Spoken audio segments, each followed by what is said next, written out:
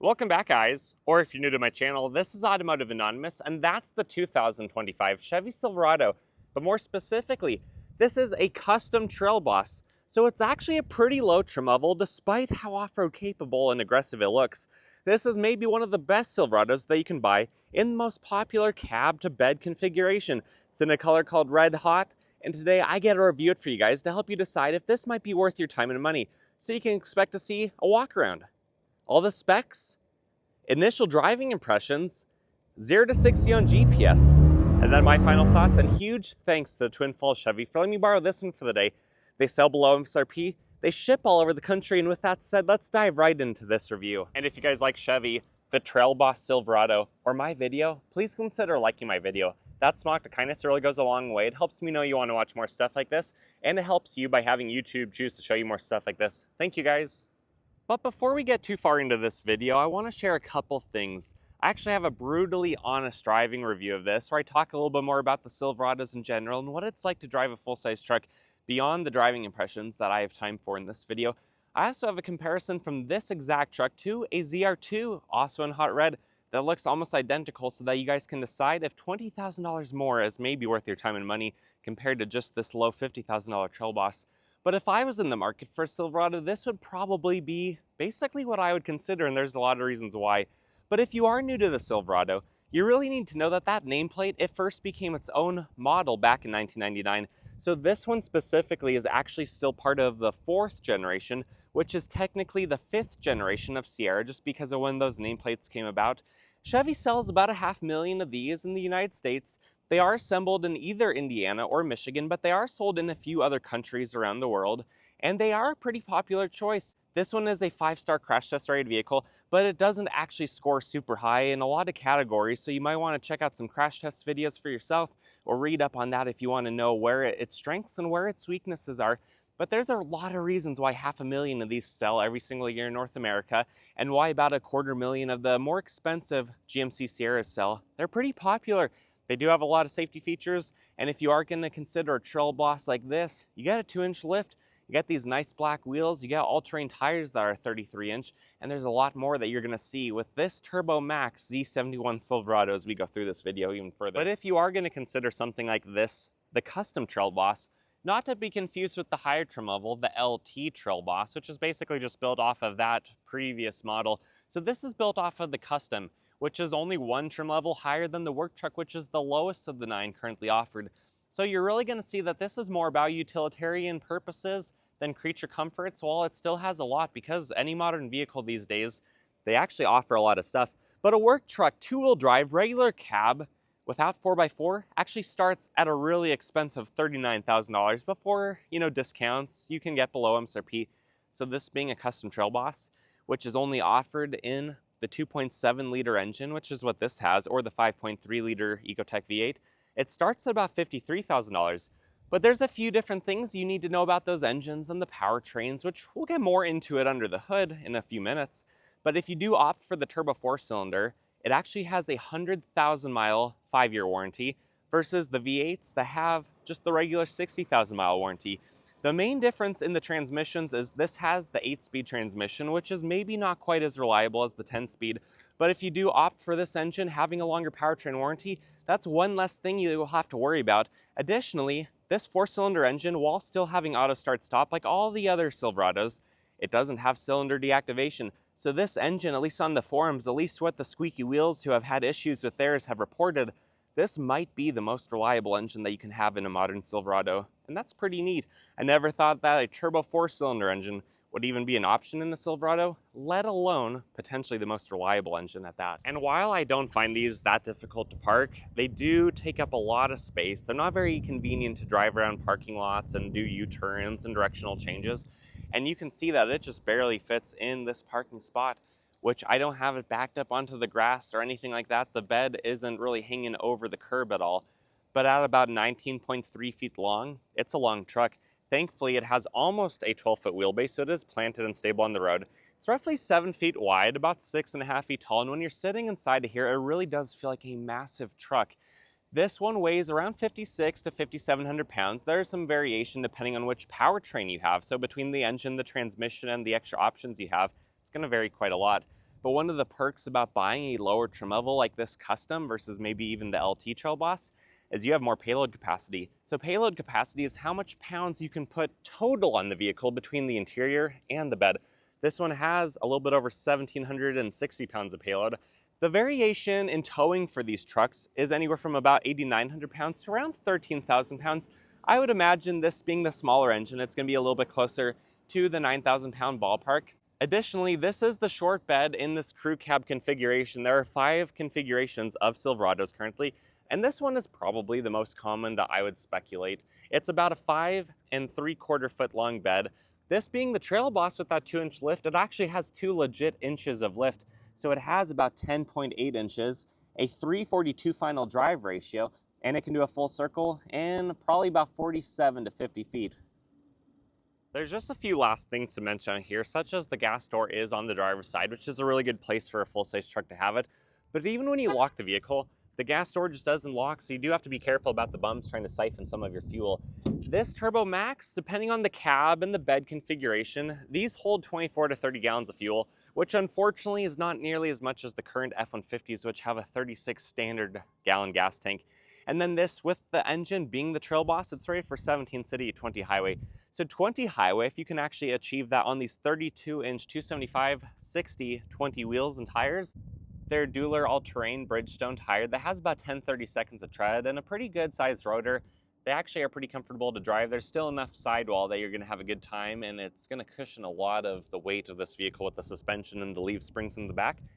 And then this is your key. You have lock, unlock, remote start, which I really like, tailgate drop, and panic button. And you do have to push the button before you try to open the door because there's no proximity key features on this like higher trim levels. But as you go to hop into your Silverado, you'll notice that the door panel is all black materials. Soft touch for the most part, easy to wipe down and clean. It's beeping at us. I'm gonna turn off the headlights. And a huge bottle holder, unnamed speaker. The speakers are adequate. You're not really paying for an upgraded sound system at this. And then you have a full-length running board, which I really appreciate. Otherwise, you have all-weather mats with the Z71 logo, rubberized dead pedal and pedals right there. You have the OBD2 port, the hood release, the electronic parking brake, 4x4 options. Some literature online says that these are only 4-wheel drive auto. It's not true. They still have all those other controls. And then this is the power cloth seat. It's actually pretty comfortable. It's not heated though, and then you can see that it has the bunch seat and no power moonroof up top in that pre-existing cutout area where it would go if it had it. It's pretty easy to climb up into this truck, especially because it still has the old school grab handle. Nice place to be overall. You can easily get comfortable. You have fairly good visibility for a truck, but again, if you want to know more about that, check out my honest driving impressions where I go into a little bit more detail. And then this is your polymer synthetic wheel. Doesn't feel the best, but thankfully you still have the 6 o'clock handle. The horn, high pitched and very loud. I like that you have physical gauges. You have adaptive cruise control here, but no lane keep assist or anything. You also have just the very basic heads-up display, which has different flashing lights, but doesn't actually tell you a whole lot of information. And then you have a column shifter, which I love and think is what belongs on a old school feeling Chevy truck. The needles dance. You have a little bit of storage up here. You have the screen with Android Auto, Apple CarPlay. Has everything you need, nothing that you don't really want. You have physical buttons here. You have all of your HVAC controls, auto start stop as mentioned earlier, hill descent, traction control, hazards, tailgate drop. A few plugins, a few options, 12 volt, household style outlet that has the ground prong. And then, you don't really have a fancy floorboard beyond the mats, but you do have this 6th seat with a lot of storage. I actually really like this thing. And then you have some hidden storage down here, which is not new for Silverados, but I still love it regardless. Otherwise, these are probably incandescent. Oh, they're LED lights. You also have OnStar, nothing on the rear view mirror. This does slide, nice, but there's no lighting on this lower trim level like there was on the ZR2 I just got out of. And overall, it's a pretty nice place to be, but let's hop out and I'll show you the back. The back of full-size trucks is one of the main differences between mid-size trucks and where the extra 1.5 feet of overall length for the vehicle really come into play, because the front, you have to have enough room for the driver regardless. The bed to be a truck needs to be 5 to 6 feet minimum, but the back seat on full-size trucks, this is where all the extra length and inconvenience of the vehicle's overall size and dimensions come into play. This thing is huge. I'm 5'11", I can easily fit in here. I have the B-handle grab bar. I don't have the hidden seat storage, but I do have the ability to easily lift the seats and have a sort of flat surface. There's a little bit of a hump for the transmission and the drive shaft tunnel right there. But a 5'11", plenty of room. I don't have all the extra fancy features, but I still have ventilation, which is a must on vehicles. It's a shame that the midsize trucks don't have that. I also don't have any cup holders or armrests down here. I do have a little bit of a cutout on this one, but not as much as some higher trim levels where they have even more headroom potentially, or at least a different shaped roof. And enough room back here that I can have a good time and enjoy being a passenger. I think the rear quarter panel and the bed, the tailgate looks fantastic on this. It took a while for me to get on board with the front end of these current 4th gen Silverados. I've been around since 2019 because I really liked the body style prior to that. Let's see when the vehicle's running if the tailgate button works. Yep, it does. That's pretty cool. So you have a pretty good sized bed. It's a little bit over 60 cubic feet. It's about 22 inches tall, about 50 inches wide between the wheel wells. Roughly, if you guys, yeah, there we go. You can see you have about 70 inches right there.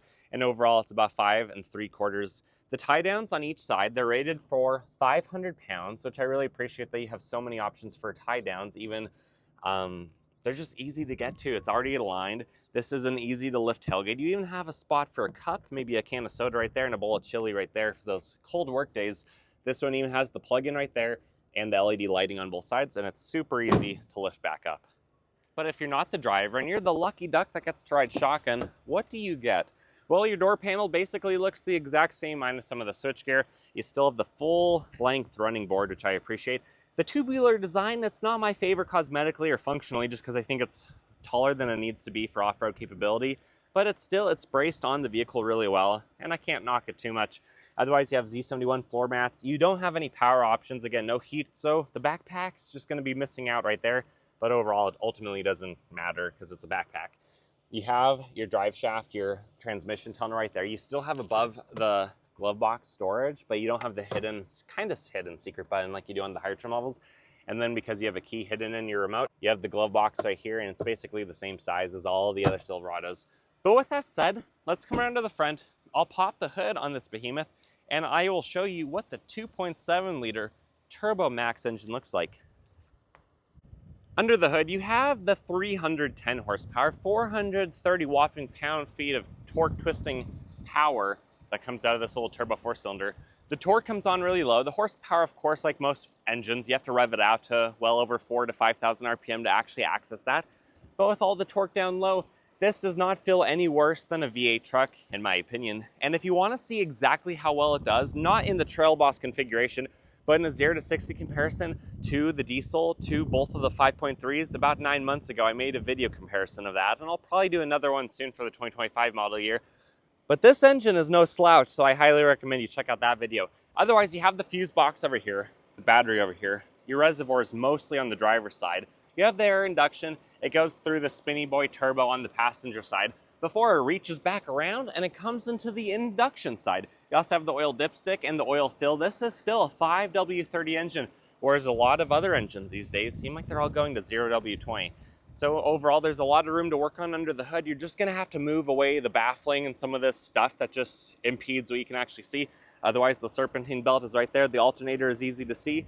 And most maintenance items on this, which I doubt there's gonna be a lot, they're gonna be pretty easy to work on. At least that's my take off of what this looks like under the hood. With that said, let's drop it. Let's take it for a drive. Initial driving impressions of the 2025 TurboMAX Trailboss Custom. Full throttle. Definitely sounds pretty good. I think when you're sitting up this high, having a little bit of a turbo whistle is actually pretty soothing, and I'm not sure that I necessarily miss the V8. I, of course, love a pushrod GM V8, but honestly, driving one of these or like the ZR2 the other day that has the diesel engine, it just kind of makes sense. It kind of adds to the appearance of if you're going to be in a big, huge vehicle, you kind of expect it to sound like a turbo diesel, and this definitely does, even with that restricted intake. But overall, just like a lot of the other Silverados, it feels like you sit up very high, and it feels like you're looking down on the road from higher than you would assume if you haven't already been inside one of these, because you do sit on the upper end of the vehicle, almost like you're sitting on top of it.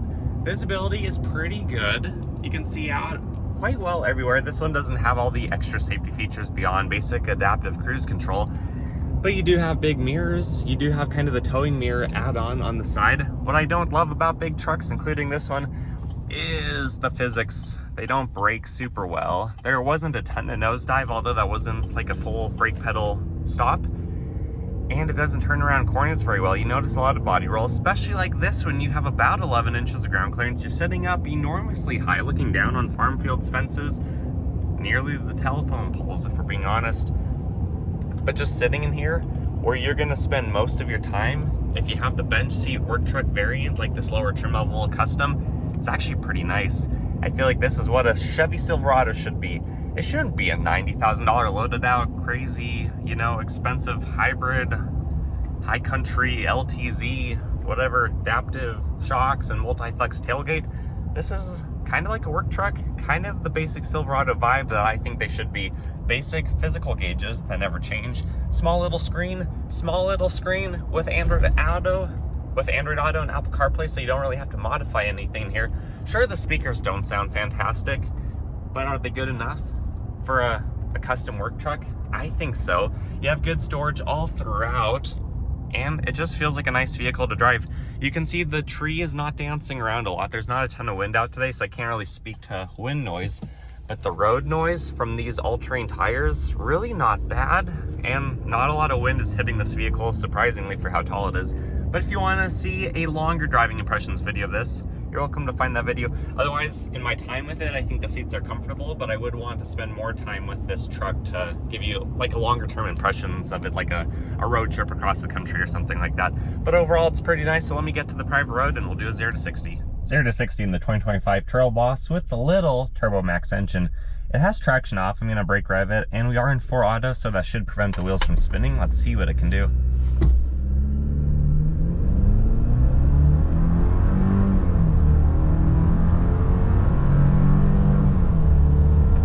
Certainly sounds pretty good, and 0 to 60 came in at 8.52. Keep in mind, density altitude is over 4,000 feet today, so even though this is turboed, it's still down on power at least 6 or 7%. My final thoughts of the 2025 Chevy Silverado Custom Trailboss with the TurboMAX engine and red hot paint is this truck is a statement.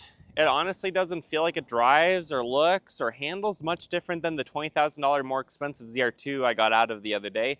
And I like it a lot. I like the fact that this has a 100,000-mile warranty, just like the diesel engines. I like the fact that it's pretty straightforward. There's not a lot of extra nannies and electronic aids that are potentially GM failure points in the future. I don't know how current GM electronics are. I just know that when I had a Chevy in the past, it had a lot of electrical stuff that had happened, but that's not a very good comparison. Plus, that's only one example. So driving this today, initial driving impressions, it felt like a solid truck. Definitely drives like a big heavy truck. Visibility is sometimes limited depending on what you're looking at. The dynamics of how well it drives and the smoothness of it is also kind of limited, especially when it's unloaded. It's not bad at all. It's much better than any old truck, you know, of yesterday. Modern trucks, they feel more like cars with every new generation, but you're still driving a big behemoth, and when you're inside of this, it feels like a bigger vehicle than it does just looking at it. Maybe that's part of the seat dynamics and how these trucks are engineered so that you feel like the highest thing on the road. But ultimately, I feel like I'm kind of getting off topic. This is a good truck. Test drive one for yourself. I don't really have any complaints on this. I do wish it was a little bit less expensive. Over $50,000 for what you're getting here. Man, only a generation ago of trucks, that was a loaded out 6.2 liter LTZ with leather seats, with a sunroof, with heated seats, with all those things, and it just is crazy what vehicles cost these days. So shop around, check out the Twin Falls Chevy, ask them for a really good deal. Reference this video, they'll ship it to you, or you could drive out to them if you want. Otherwise, if you got anything out of this video, please consider liking this video. Comment your thoughts and opinions below. Subscribe if you haven't already, if you want to watch more stuff. And with that said, I wish you guys the best. I hope you take care, and I hope you buy the right vehicle for you. And with that said, see you guys.